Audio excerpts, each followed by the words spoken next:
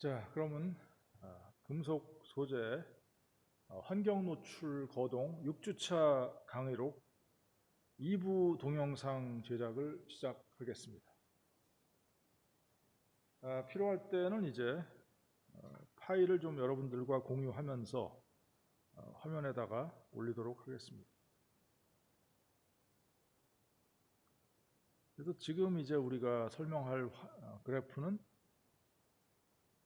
지금 여기 화면에 공유되고 있는 그래프 중에서 여러분 강의록의 4페이지 중간에 있는 아연을 이제 강한 산용액에 담갔을 때 부식 반응이 어떻게 진행되는가, 특별히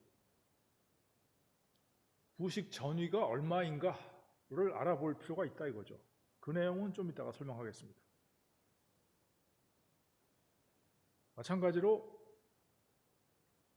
철 조각을 강한 산용액에 담갔을 때 역시 유사한 의문이 떠오르는데, 이 부식은 도대체 어떤 전위에서 일어나는가, 그거를 좀 따져봐야 될 것 같습니다.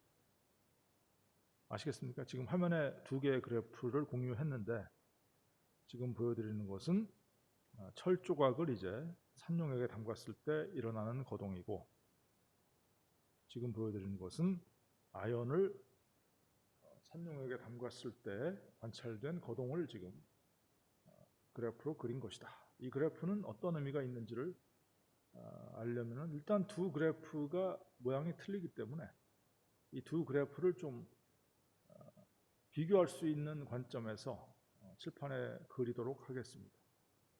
자, 공유를 해제하고 칠판을 이용하겠습니다.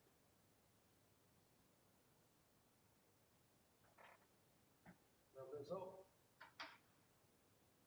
두 가지 그래프가 있는데요. 강의록 4페이지 중간의 그래프를 먼저 설명하겠습니다.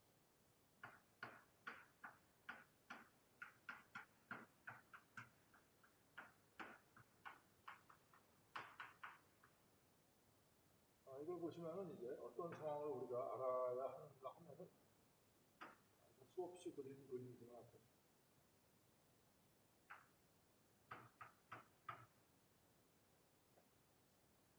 HCl 수용액에 아연을 담갔을 때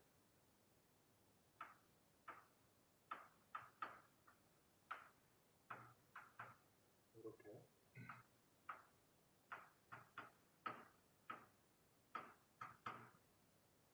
이온으로 녹아 나오면서 뒤에는 이제 비례해서 문제를 그리겠습니다.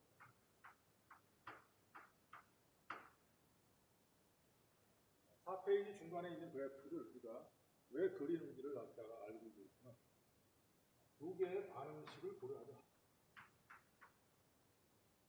아연 전기라고 할 수 있을까요? 아연의 표면에서 발생하는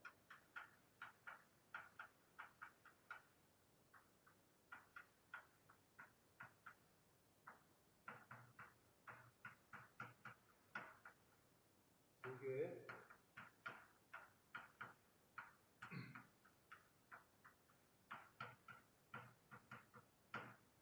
전극반응을 고려하자. 어떤 것인가 하면은 하나는 이제 아연의 어떤 산화 반응이죠. 여기서 발생한 전자가 또 산화제에 의해서 소모가 되는 반응이 이건 뭐 수없이 알려진 사실입니다. 포리머에다가 환원전위의 관점에서 두 개의 반응식의 환원전위를 우리는 알고 있습니다.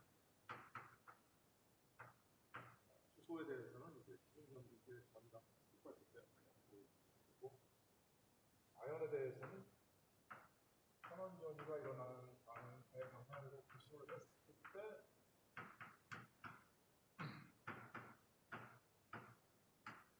이런 반응식이 나옵니다. 그러면은 아연의 표면에서 이렇게 이빨이 빠진 것 같은 때서는 이온이 발생한다, 이반응에 의해서. 그리고 이제 기포가 막 발생하는 것을 그려야 되는데, 수소 기체가 아주 강렬하게 발생한다.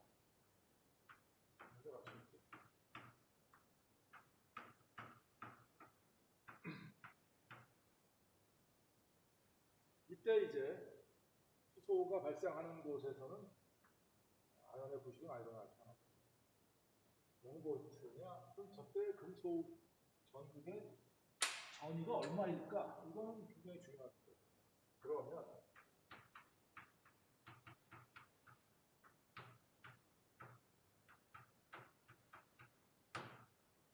지금처럼 이제 아연의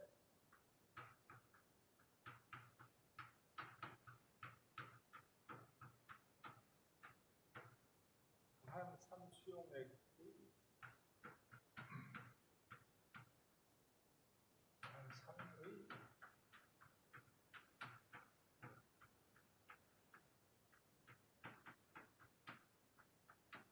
수용액이 담긴 비커에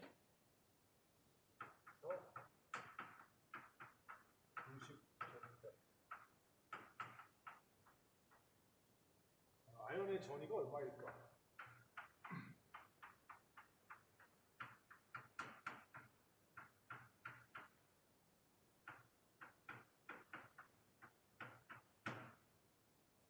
마찬가지로 이쪽에도 이제 철에 대해서 같은 설명을 해야 되기 때문에 그래프 두 개를 이 칠판의 한 가운데 겹쳐보면 비율을 잡을 수가 있습니다. 그러려고 하면은 이제 이거를 여기다가 자세히 그리니까 대신 여기는 이제 아연이 아니라 선되겠죠.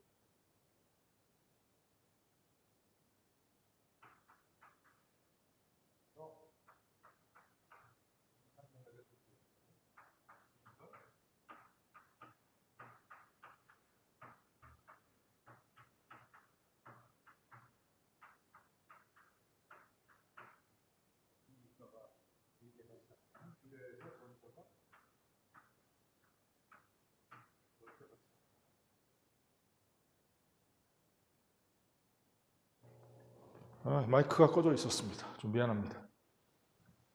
그래서 여기에서 이제 FE 이가가 발생을 했을 때 역시 철의 전위가 얼마가 될 것인가.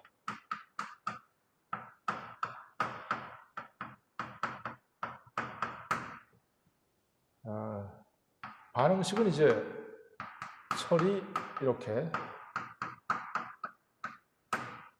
산화가 되면서 발생한 전자는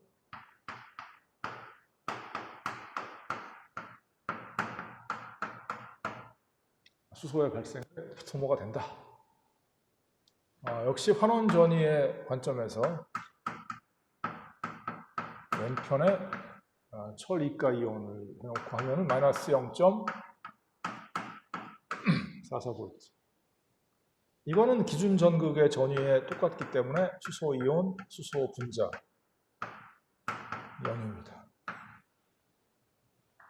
질문은 결국은 똑같아요. 여기에서도 마찬가지로 그러면 지금처럼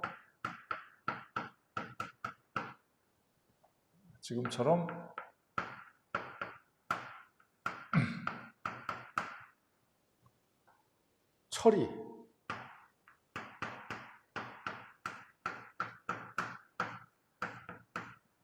강한 산의 수용액이 담긴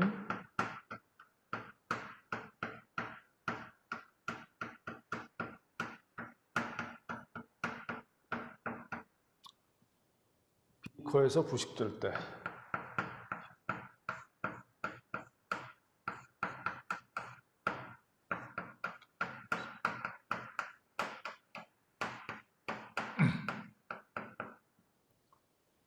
철의 전위가 얼마가 되나?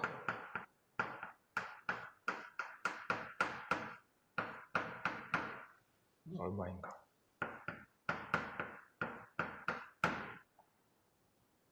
여기 아연에 대해서 설명을 먼저 하면은 결국은 이게 마이너스 0.763V가 되느냐 아니면은 0V냐 아니면은 둘 다 아니다.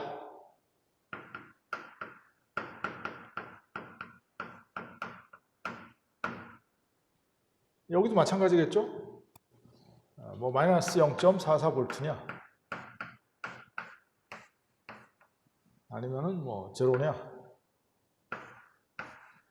뭐 아니면은 둘 다 아니냐? 뭐 이런 얘기가 있습니다. 답은 둘 다 아니고요. 여기서도 마찬가지로. 그러면 얼마가 되느냐?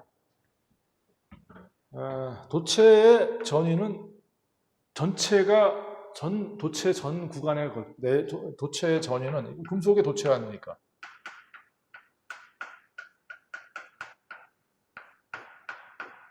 도체의 전위는 금속 내부에서 도체 내부에서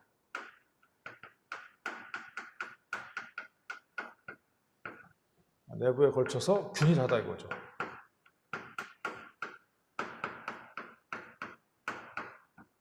이건 이제 물리에서 전자기학 관련된 내용에 나와 있는 법칙인데 이거는 가우스의 법칙이다 이거죠. 여기도 마찬가지로 이제 가우스의 법칙에 따라서 철 전극의 전위는 하나밖에 없다.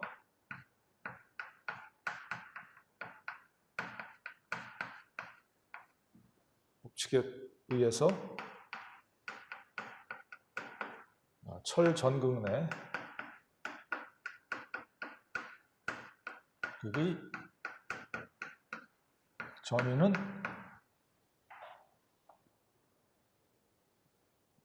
균일하다 이거죠. 아시겠습니까? 네, 그래서 얼마냐?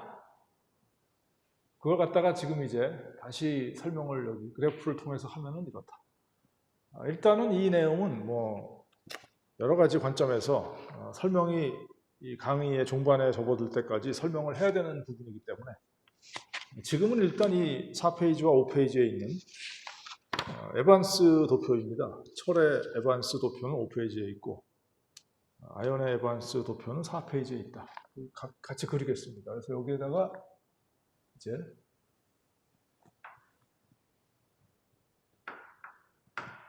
뭐는 아연의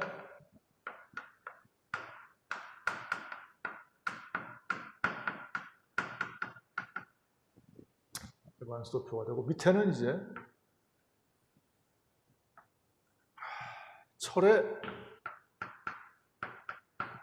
에반스 도표가 됩니다.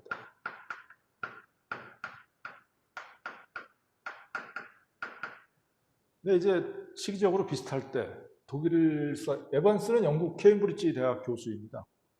근데 시기적으로 비슷할 때, 뭐 1940년대이죠. 그러니까 독일하고 영국이 전쟁 중이었을 때, 독일에 이제 와그너라는 사람은 이제 그 유명한 독일의 막스 플랑크 연구소 소속으로 고온 산화 쪽에 많은 업적을 남긴 이런 전기화학자가 되겠죠. 독일의 와그너 트로드도 유사한 도표를 제안했습니다.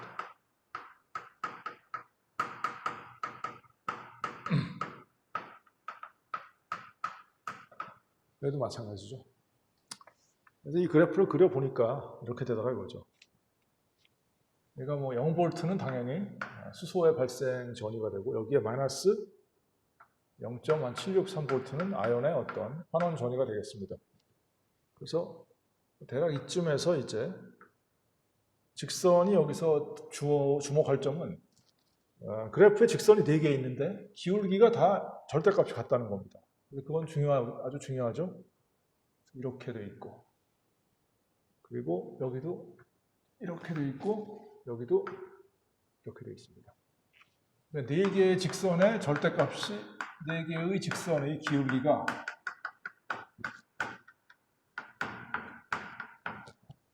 절대값이 같다 이겁니다.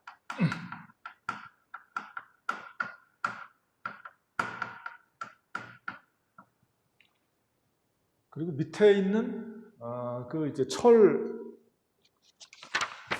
관련된 에반스 도표는 이제 5페이지에 있는데 이것도 보면은 겹쳐 그리진 않았지만 대략 스케일이 같은 거를 보여줘야 되기 때문에 이렇게 이렇게 쭉 내려오면 여기가 10-6승이 될 것이고 10-6승을 따라서 쭉 내려오면 여기도 마찬가지로 이렇게 해서 얼마가 되냐면 여기도 4개의 직선이 보입니다. 하나, 둘, 여기도 셋, 넷. 여기도 4개의 직선이 있습니다. 이것도 이건 강의록 페이지 5 중간에 그래프가 되고 이거는 강의록 페이지 4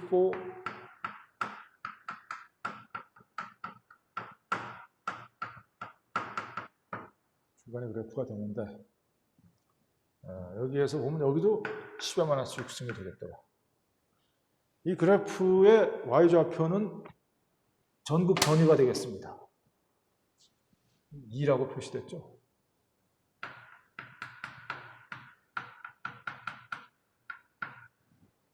그 다음에 여기 밑에 여기도 마찬가지로 2라고 표시가 되는 건 이제 전극 전위가 되겠습니다.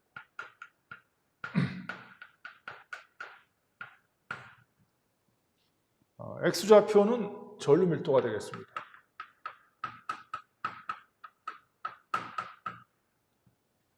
우리는 지금 현재 전기화학 반응이 일어나고 있는 전극을 갖다가 다루고 있다. 여기도 전기화학 반응이 일어나고 있는데 여러분 지난 시간에 공부를 강의록 5주차 강의록에서 설명했잖아요. 그래서 금속의 질량을 원자량으로 나누면은 몰수가 나온다. 몰수를 전기량으로 바꾸려면은 원자가에다가 패러데이 상수를 곱해주면 되겠다. 그러면 여기서는 이제 단위가 쿨롬까지는 나왔습니다.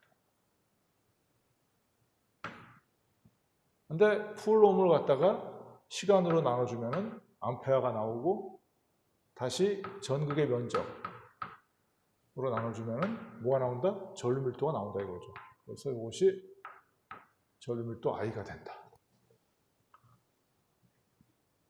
자, 그럼 여기에서 이제 우리가 왜 Y축은 전위가 맞는데 X축은 전류밀도가 되는지를 설명을 한다고 하면은 단위가 당연히 암페어를 갖다가 면적으로 나눠준 값이 되겠습니다. 여기도 암페어를 이렇게 되겠습니다. 그럼 여기에서 중요한 거는 자, 전류 밀도가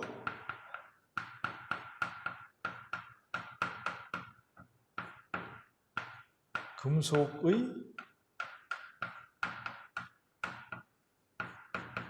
단위 시간, 단위 면적당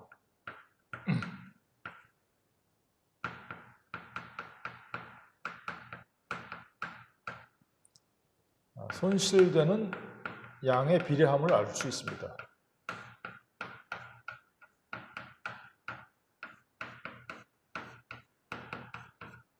손실되는 양에 비례한다.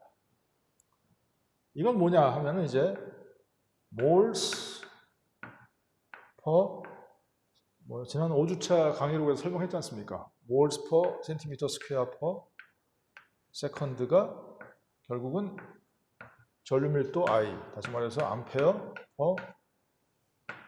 여기에 비례하는 걸 지난 시간에 공부를 했는데 실제로 그런가를 보면은 moles per centimeter square per second는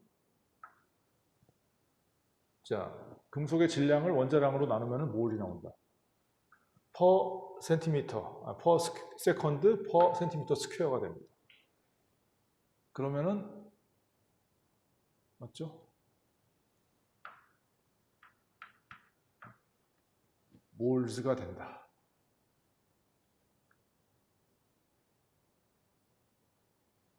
자, 그러면은 I over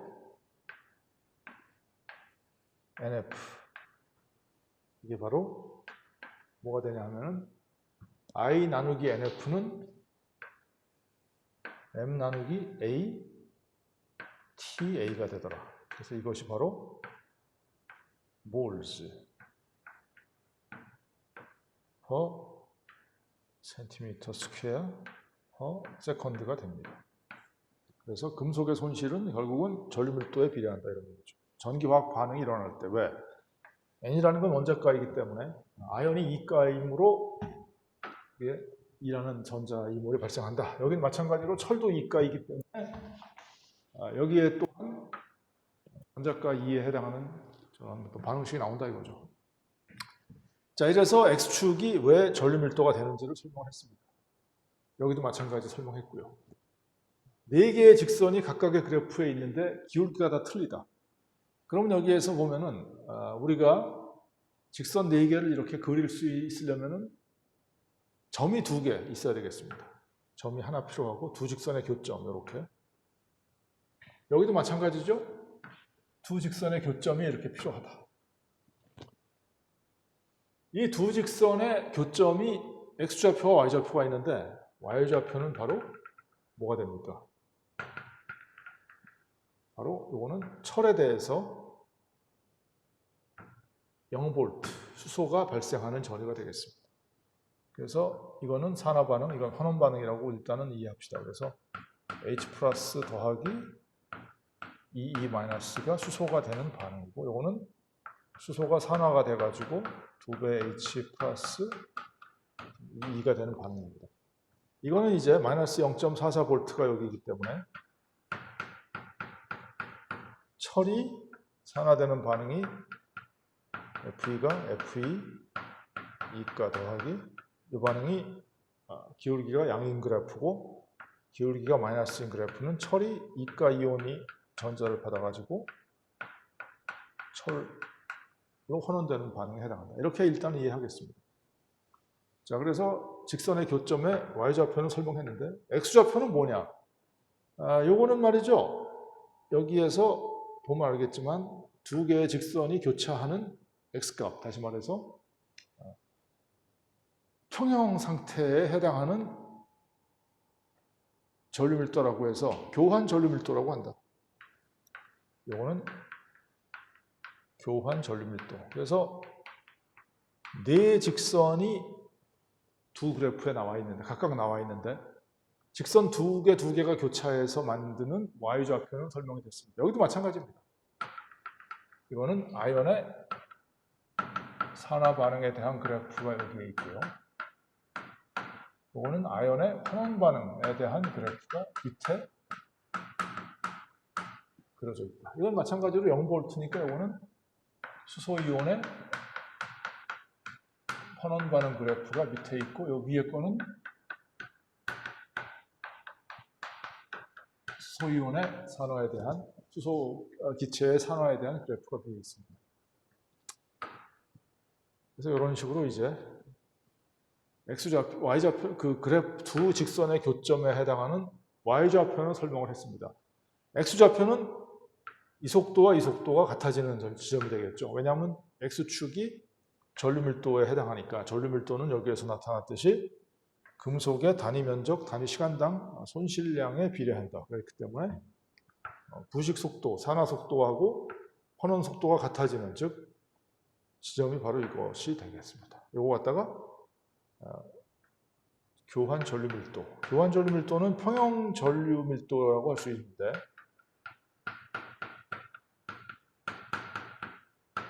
요 값하고 요 값이 된다. 그러면 산화 반응과 환원 반응이 같은 속도로 일어난다는 걸 보여줘야 됩니다. 산화, 환원이 같은 속도로 일어날 때 X값이 바로 교환 전류밀도. 이것도 마찬가지. 산화, 환원이 같은 속도로 일어날 때 X값. 여기도 마찬가지죠? 아연 전극 표면에서 수소가 산화되는 속도와 환원되는 속도가 같을 때 이게 바로 I0, H 플러스, H2 뭐 이렇게 써 있을 겁니다. 그렇죠? 4페이지 그래프를 보시면 그렇게 써 있어요. 여기도 마찬가지입니다. 아연 전극 표면에서 이번에는 아연 이온이 아연 금속으로 이렇게 산화되는 속도와 환원되는 속도가 같을 때 이것이 이제 교환 전류밀도라고 표시가 됩니다.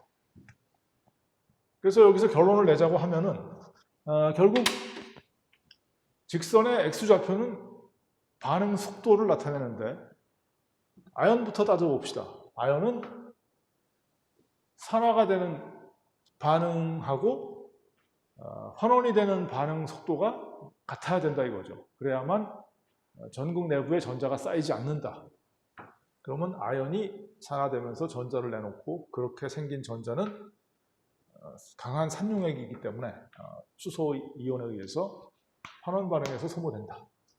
그러면 결국은 아연이 산화되는 반응이 바로 이 반응이고, 아연의 표면에서 전자가 소모되는, 다시 말해서 수소가 발생하는 반응은 이 반응이다. 두 개의 전극 반응 속도가 같아야 된다.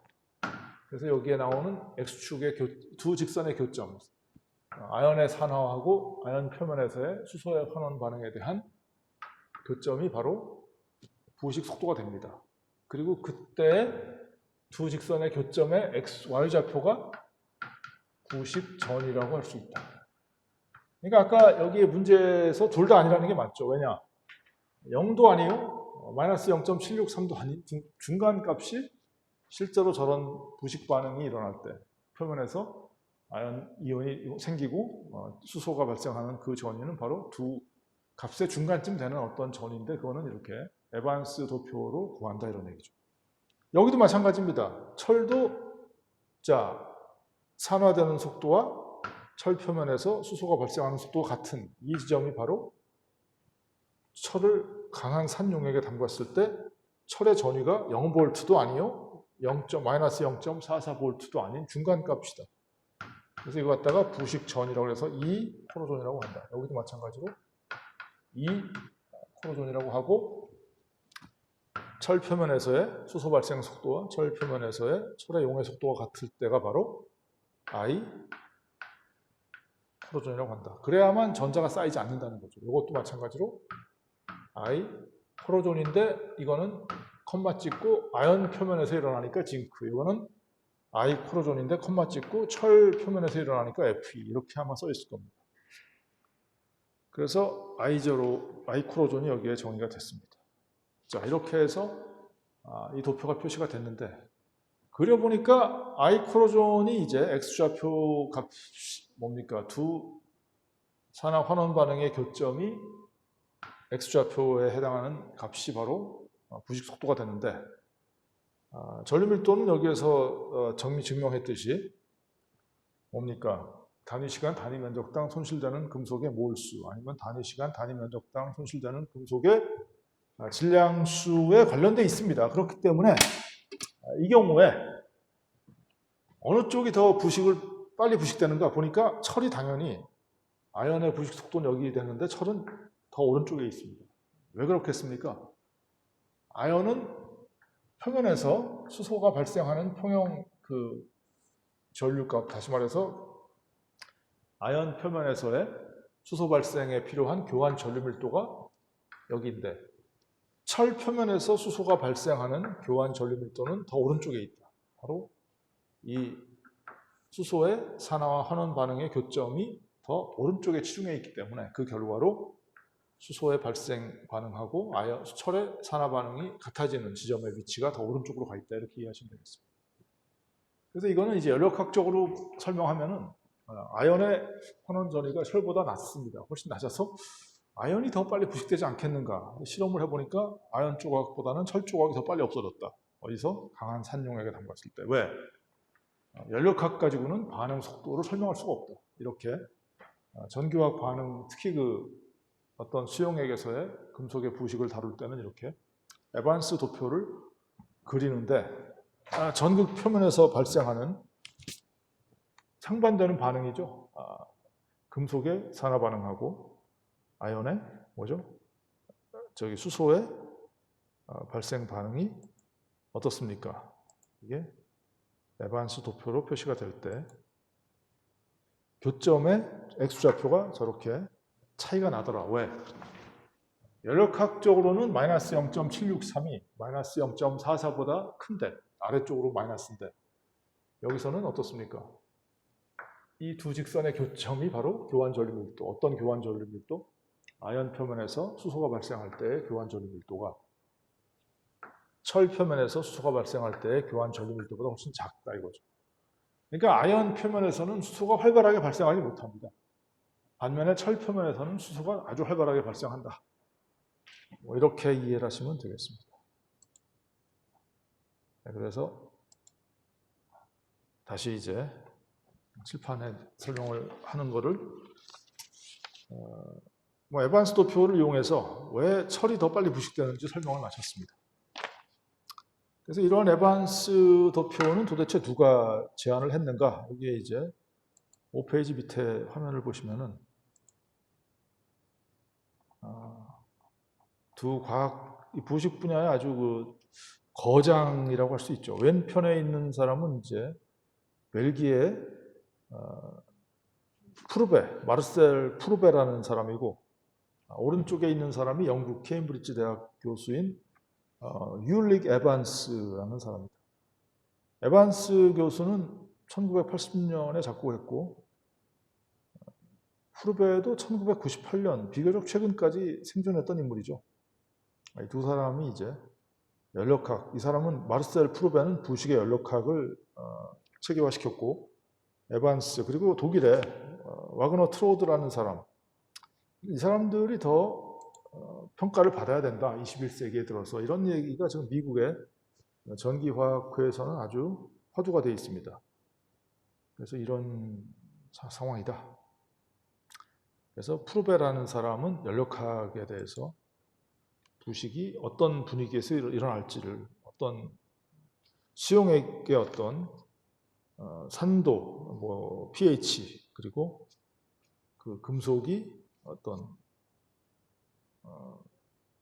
산화 분위기에 있는지 환원 분위기에 있는지 그거를 따져서 금속의 어떤 연력학적인 상태도라고 할까? 수용액 내에서의 금속의 상태도를 체계화시킨 사람이 푸르베인데, 이 푸르베 도표는 사실 연력학, 부식의 연력학, 즉 전극 연력학에 해당하는 내용이지만 굉장히 좀 뭐랄까, 이 자체로 또 많은 시간이 필요한 이런 콘텐츠가 되겠지만은 지금 시간이 그럴 여유가 없기 때문에 일단은 여기에 보시면 직선이 두 개 나오는 게 보이시죠? 이 두 직선의 의미와 이 두 직선을 어떻게 그리는지, 그리고 여기에 보면 맨 위에는 옥시전이라고 되어 있고 중간에 물이 되어 있고 하이드로전이 맨 밑에 있습니다. 그래서 여러분이 할 일이 뭐냐면은 지금 설명하는 내용을 잘 들으시고, 물이 이렇게 안정한 구간이 있다 이거죠. 이것이 의미가 뭔지만 좀 설명을 듣고 이해를 하시면 될 것 같습니다. 자, 그러면 잠깐 공유를 중지하고 다시 칠판으로 가서 설명을 마치고 강의를 마치도록 하겠습니다. 자, 그래서 지금 이제 설명하는 내용은 뭐냐? 에반스라는 케임브리지 대학 교수가, 아니면 독일의 와그너 트로드가 제안한 에반스 도표를 이용해서 왜 철의 환원 전위가 마이너스 0.44V, 아연의 환원 전위가 마이너스 0.763V인데 실제로 산용액에다가 철 조각을 담그고 아연 조각을 담가서 비교를 해봤더니 철이 더 빨리 없어지더라. 왜? 연력학적으로는 아연이 더 빨리 부식될 것으로 예측이 되지만 아연 표면에서는 수소가 잘 발생하지 않는다. 그러면 아연 표면에서 전자가 더 많이 쌓일 수 있다. 가능성이 있다는 얘기죠. 그러면 그 쌓인 전자가 수소 이온에 의해서 환원 반응에서 소모되는 데는 시간이 더 걸린다. 이렇게 이해하시면 될 것 같습니다. 그래서 철이 더 빨리 부식된다. 철에서는 근데 수소 발생 반응이 굉장히 빨리 일어나기 때문에 철이 이온으로 녹아나면서 뒤에 남겨놓은 전자를 더 빨리 소모시킨다 이거죠. 그래서 철 표면에서 부식 속도가 더 빨리 관찰되는 이유가 그것이다. 이렇게 이해하시면 될 것 같습니다.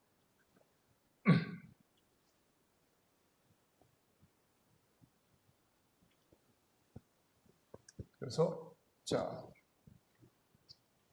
여러분들이 이제 지금 설명하는 푸르베 도표를 이해를 하기 위해서 몇 가지 예비 지식이 필요한데, 예비 지식이라고 하는 건 좀 거창한 얘기인데 그냥 그 네른스트 방정식만을 이해하시면 되겠습니다. 지금 뭘 설명을 드리는지 잠깐 여기에 강의록을 토대로 설명을 하면은 그렇다.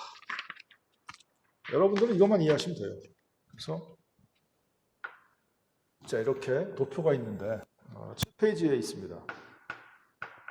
7의 이걸 갖다가 이제 푸르베 도표, POUR, 불어죠, 불어. 그래서 푸르베 다이어그램이라고 합니다.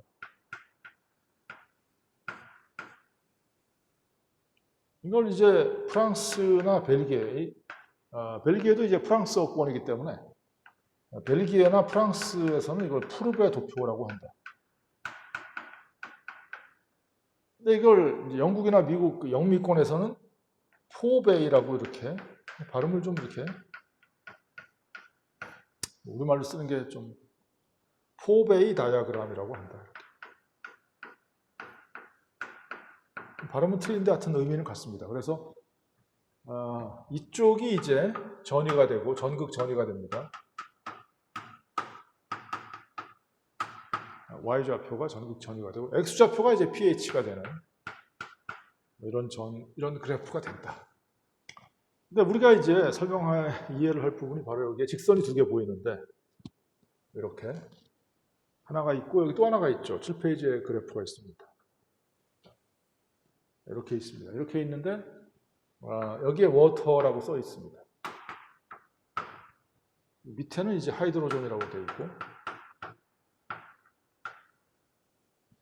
저 위에는 이제 악시전이라고 되어 있다. 이 의미만 좀 파악하면 되니까 사실 이게 이제 설명하는 내는 목적이 있는데 이렇게 강의를 하는 목표는 뭐냐면은 물의 안정 영역을 한번 따져보자 이거죠.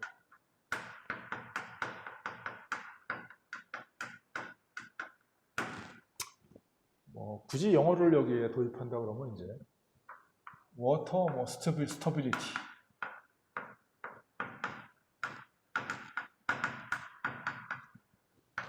이렇게 이해하시면 될 것 같습니다. 자, 그러면 이제 우리가 반응식을 여러 가지 알고 있는데 이제 우리는 두 개의 반응식만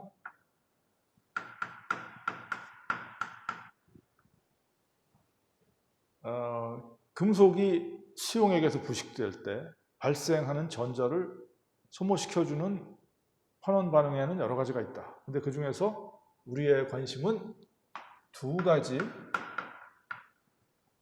산소가 용존되어 있는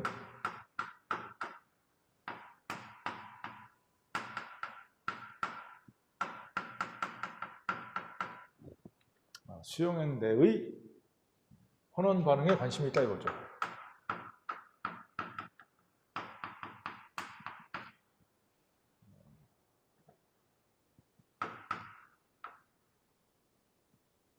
산화제의 환원 반응이다 이겁니다. 산화제가 환원되는 거죠. 환원제는 자기는 산화되니까.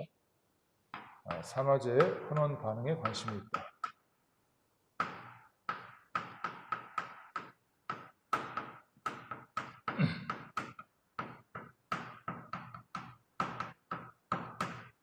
이렇게 됐습니다. 그래서 첫 번째 환원 반응은 이제 산소가 물속에서 이렇게 산성이라고 하니까 이제 H 플러스 이온이 있다고 할 수 있습니다. 그러면 이제 2배 H2가 된다. 이때 전극 전위가 얼마냐 하면은 산화제가 여기 와 있고 환원된 형태가 이제 H2O니까 이렇게 되는 것이 바로 1.23V 이렇게 환원 전위가 1.23V입니다. 여기에 더해서 만약에 우리가 산성 용액에 수소 이온만 있다. 이렇게 되면 수소 기체가 발생을 하게 되고 이 반응은 여러분들 많이 알죠. 그래서 이때 환원 전위는 왼편에 수소 이온을 쓰고 여기 오른편에 수소 기체를 집어넣으면은 0V. 이건 다 기준 전극으로 우리가 공부를 했습니다. 이 두 개의 반응식을 갖다가 여러분 강의 노트에는 A하고 B라고 되어 있습니다. 그래서 밑에 있는 이 반응식은 그냥 중괄호를 치고 A라고 그러고 강의 록을 따라야 되니까 위에 있는 이 반응식은 중괄호를 치고 B라고 쓰도록 하겠습니다. 그럼 A하고 B에 대해서 네른스트 방정식을 적용하면은 저 직선이 나올 수 있다는 것을 보여드리고 왜 위로 가면은 산소, 밑으로 가면은 이제 물이 생기고 그 다음에는 수소가 저기 써 있는지의 그 내용만 이해를 하면은 될 것 같습니다. 사실 저것도 방대한 어떤 공부를 해야 되는 분량이라서 그럴 만한 여유도 없고 또 이 강의의 목적이 특정한 어떤 내용을 세부적으로 깊이 들어가는 게 아니기 때문에 하나씩 따져보도록 하죠. 자, 그럼 먼저 A부터 보자. A 반응식의 네른스트 방정식을 우리가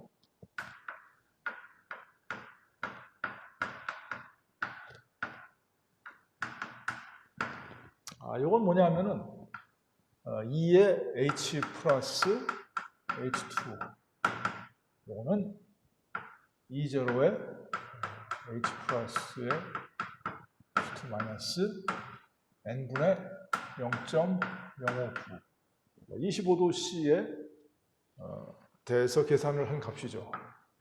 25도 C에서. 그러면 곧바로 여기가 이제 상용 로그로 바뀌게 되니까 평형상수와 같은 개념으로 이렇게 H 플러스의 제곱이 여기에 분모에 오게 됩니다. 전자하고 수소는 다 활동도를 전자의 활동도는 1로 보니까 없어질 수, 분모에다 집어넣을 필요가 없고요. 수소의 분압은 1기압으로 가정하니까 여기다가 이제 pH2가 이제 뭐 분자에 오게 된다. 일반적으로 이걸 1기압이라고 보통 우리가 생각을 합니다. 그러면 여기에서 없어지니까 제곱을 밖으로 빼버릴 수가 있게 되죠. 이거는 우리가 알고 있죠. 0V가 되기 때문에 고려할 필요가 없고 N은 이때는 전자가 2몰이 관련되어 있으니까 여기다가 2를 집어넣으면 제곱하고 2가 없어지게 됩니다. 그럼 마이너스 없어지고 로그에 0.059는 남죠. 마이너스 0.059까지 남고 로그에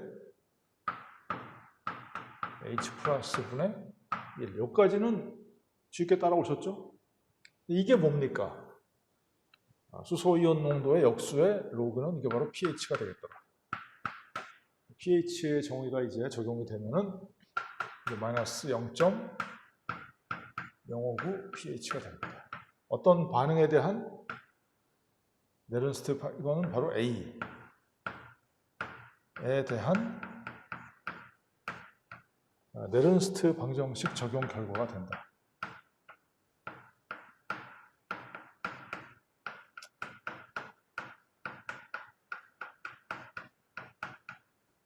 이렇게 되겠습니다. 이 식을 한번 도해를 해보면은 pH가 0일 때 0. 그러면 pH가 14일 때 얼마가 될까요? pH가 14일 때 2의 H 플러스 H2는 얼마가 될까? 뭐 계산기가 있으면 금방 해볼 수 있죠? 그래서 이걸 해보시면은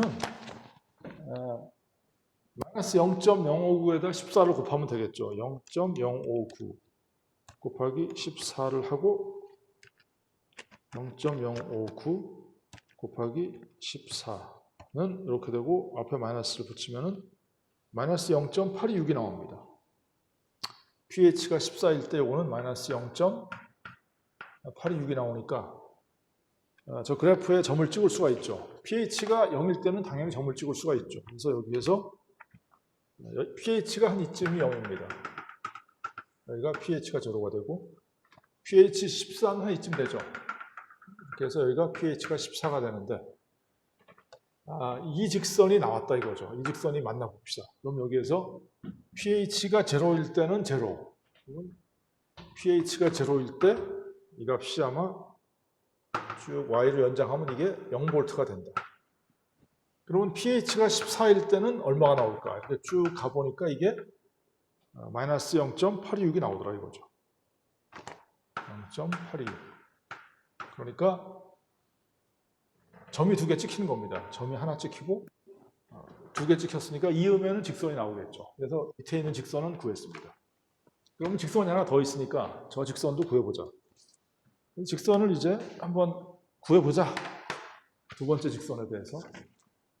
그래서 A에 대한 건 끝났습니다. 그래서 이것이 끝났다는 의미에서 빨갛게 여기 직선을 한번 더 칠하겠습니다. 이렇게 해서 이것이 바로 A다. 그 다음에 위의 직선을 또 한번 식을 구해보자, 이런 얘기를 할 수 있죠. 그래서 위의 직선은 바로 이겁니다. O2에다가 4H 이렇게 쭉 했더니 나오더라 이거죠. 그래서 이걸 한번 디테일하게 세부적으로 계산을 해보자. 그래서 B식이죠. B식에 대해서 이제 네른스트 방정식을 적용해보자. 그래서 이제 나머지는 B식에 대해서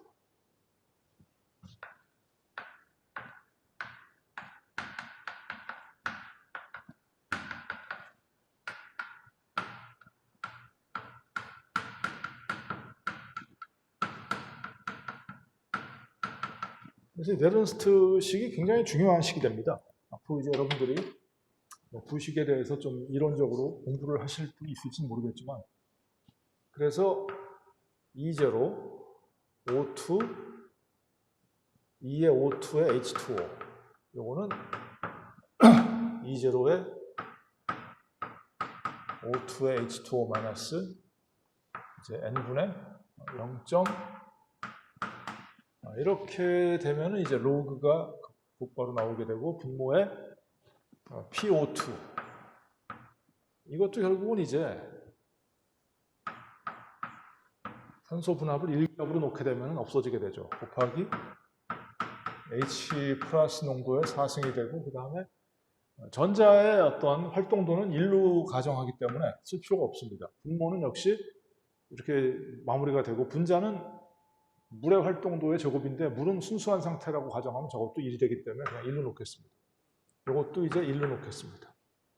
그러면 N은 얼마냐 하면 이 반응식에서 전자가 3몰이 관련되어 있기 때문에 여기에서 이거는 1.23 마이너스 4분의 0.059가 되고, 로그 이렇게 된다. 그래서 1 나누기 이렇게 되겠습니다.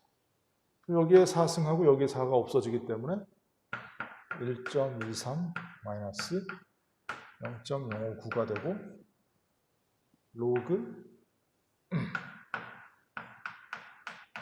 H 플러스 분의 1이 된다. 그럼 이거는 뭐가 되냐면 역시 정의에 따라서 수소이온 농도의 역수에 상용대수니까 pH가 되겠습니다.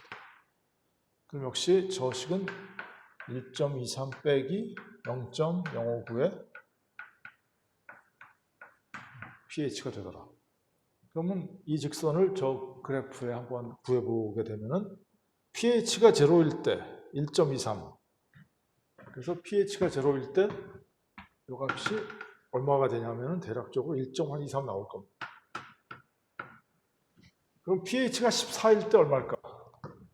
이 식을 구했는데 pH가 14일 때, 일반적으로 pH가 14하면 굉장한 염기성, 강한 알칼리성이기 때문에 여기에서까지 이제 우리가 원하는 금속이 어떤 거동을 보일지 알 필요가 있을 수가 있죠. 그래서 14 곱하기 0.059 해서 여기에서 마이너스를 붙여주고 플러스 1.23을 해보자 하면은 0.404가 나오거든요. 그러니까 pH가 14일 때 y 값이 한 0.404가 되더라. 이때 이것은 쭉 가서 해보니까 마이너스 0.404 이렇게 나올 겁니다. 맞나요? 플러스 0.404, 미안합니다. 그러니까 1.23 빼기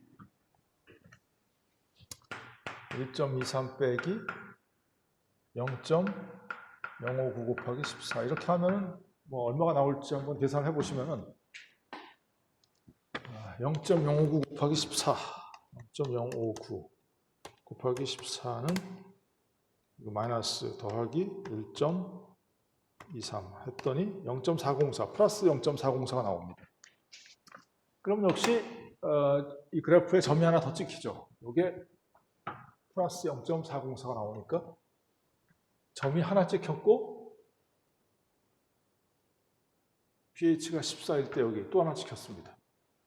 두 개를 이으면 어떤 직선이 나오는데 그 직선이 바로 식을 완성해서 그래프를 점을 두 개 찍어서 그래프를 그렸다는 의미로 이렇게 녹색으로 이렇게 한번 녹색이라기보다는 파랗게 합시다. 파란 색깔로 이렇게 직선을 그릴 수가 있다. 자, 그럼 이제 그 다음에 산소, 물, 수소 요 세 가지의 이유를 설명하고 강의를 마치겠습니다. 자, 보시면은 전위가 높아졌다. 여기에서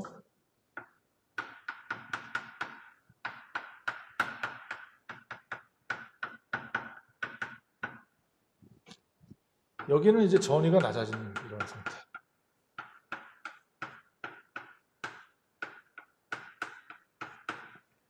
당연한 거 아닙니까? Y좌표의 단위가 볼트인데 위로 올라가면 볼트가 높아지는 거고 밑으로 가면 볼트가 낮아지는 이렇게 되는데 이건 이제 산소는 이제 뭐냐 하면은 이게 아마 B식일 겁니다. 그죠? 요거는 B였고 요거는 아마 A가 됐는데 A부터 따져보도록 하겠습니다. A는 어떤 반응식에 대해서 구한 거냐 하면은 EH 플러스 2몰의 전자가 돼서 H2가 됐다.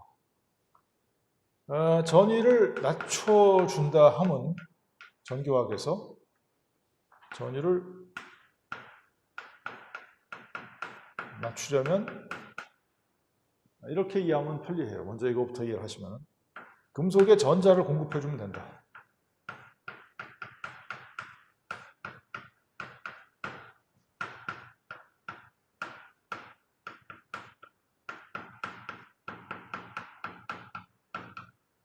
이렇게 되면은 르 샤틀리에 법칙에 의해서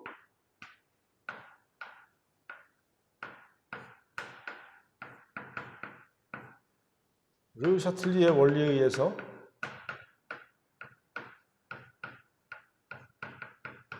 이 금속에 전자를 공급해주면 전위가 낮추어지죠. 전위가 낮추어지면은 르 샤틀리의 원리에 의해서 전자가 소모되는 방향으로 반응이 빨리 일어납니다.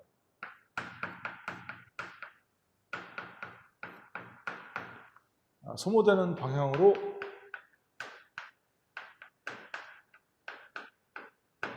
전극 반응이 진행한다 이거죠.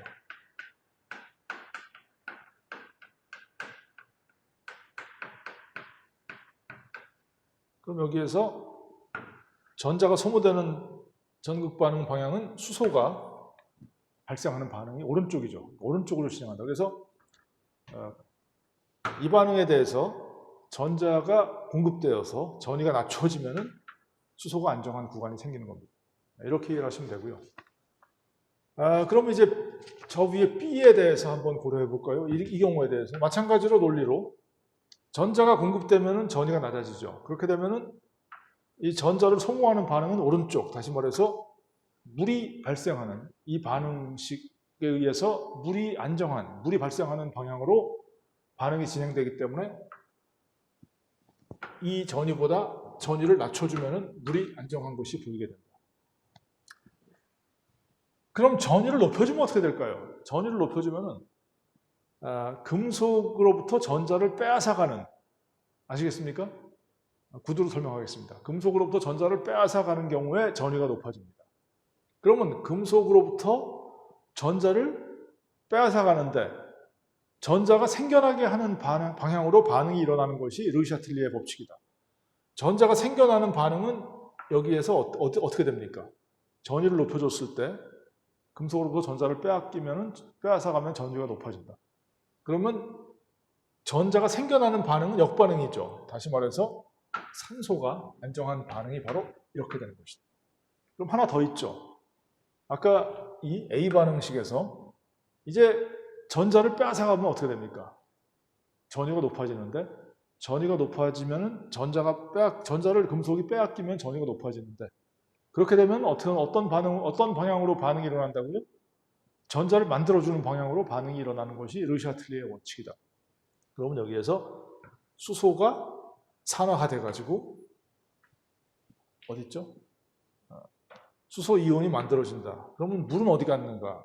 보시면은 A 반응식에다가 이 반응식을 써주면 됩니다. EH 플러스 EOH 마이너스 플러스 양변에다가 EOH 마이너스를 더해주면 됩니다. 그래서 H2 플러스 EOH 마이너스 이렇게 되면은 여기에서 이 둘이 합쳐져 가지고 2H, 2O가 되죠. 그래서 이 반응식을 다시 쓸 수 있습니다. 2H, 2O 플러스 이몰의 전자는 뭐가 되냐면은 H2 플러스 이렇게 됩니다. 그래서 전위를 여기에서 높여주게 되면은 전자가 금속으로부터 빼앗아진, 금속이 전자를 뺏기니까 금속에서 전자가 어떻게 뭡니까? 전자가 생겨나는 방향으로 반응이 일어난다. 즉, 이 반응물 쪽으로 일으키는 것이 르샤틀리의 원리가 되니까 물이 안정한 그런 구간하고 만난다. 이렇게 이해하시면 될 것 같습니다. 자, 그러면 6주차 강의록을 모두 다 설명드렸습니다. 동영상 제작을 마치도록 하겠습니다. 경청해 주셔서 감사드리며 여기는 이제 단국대학교 죽전 캠퍼스 제1공학관 동영상 강의 녹화장이었습니다. 이제 강의를 마치도록 하겠습니다. 감사합니다.